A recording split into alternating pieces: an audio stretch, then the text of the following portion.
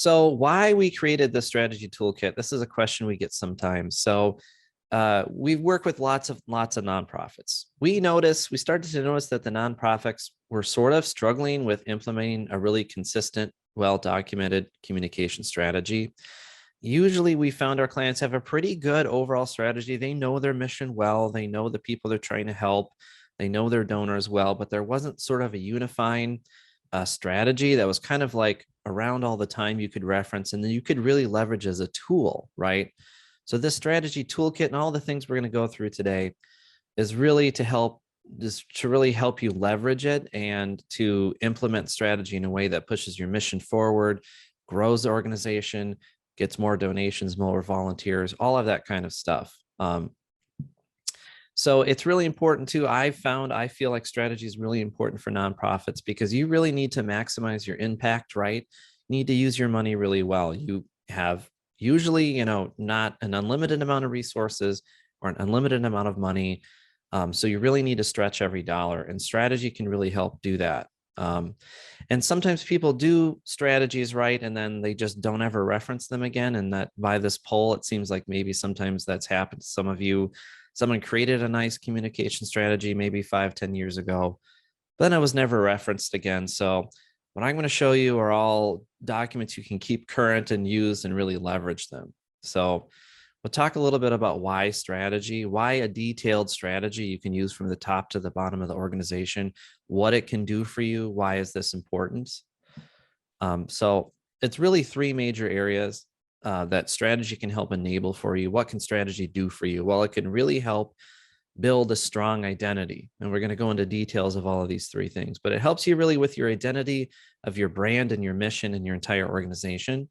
It can help you compete very robustly, and competition maybe isn't something that in the nonprofit world is really front of mind. It may be more front of mind for kind of for-profits, but you are competing for different resources, employees, donations, and then it enables growth. And the vast majority of my nonprofit clients do want to grow.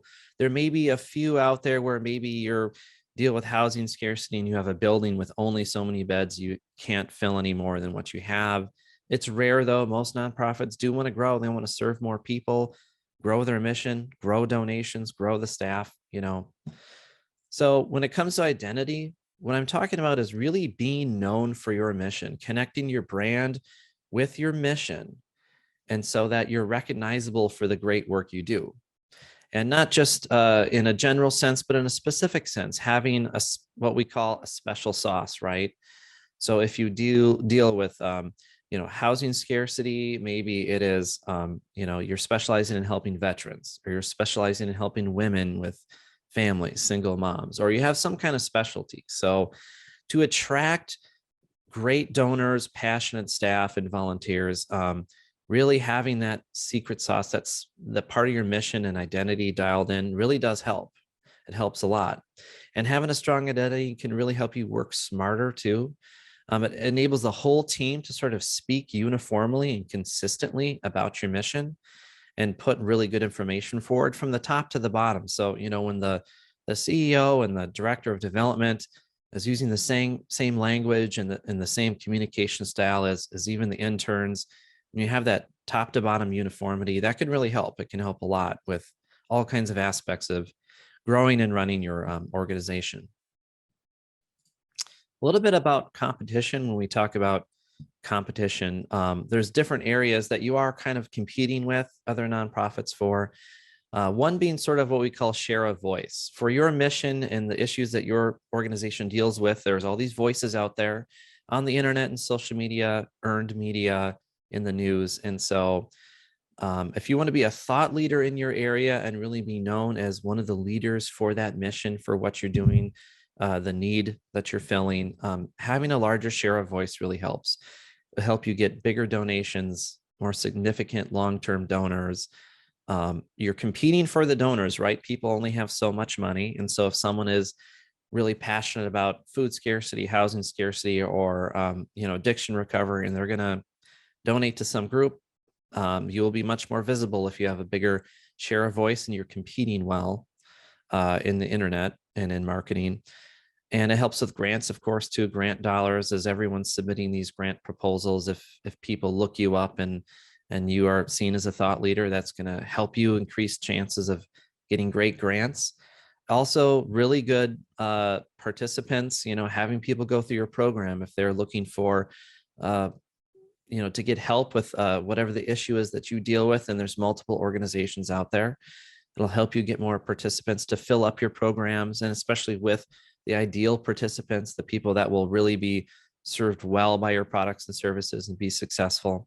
It does too help, of course, now with volunteers and employees. If someone wants to work for a specific nonprofit, deal with a specific issue, or volunteer, if you want to attract the best people that are really going to contribute, then communicating really well and having a strategy helps with that as well.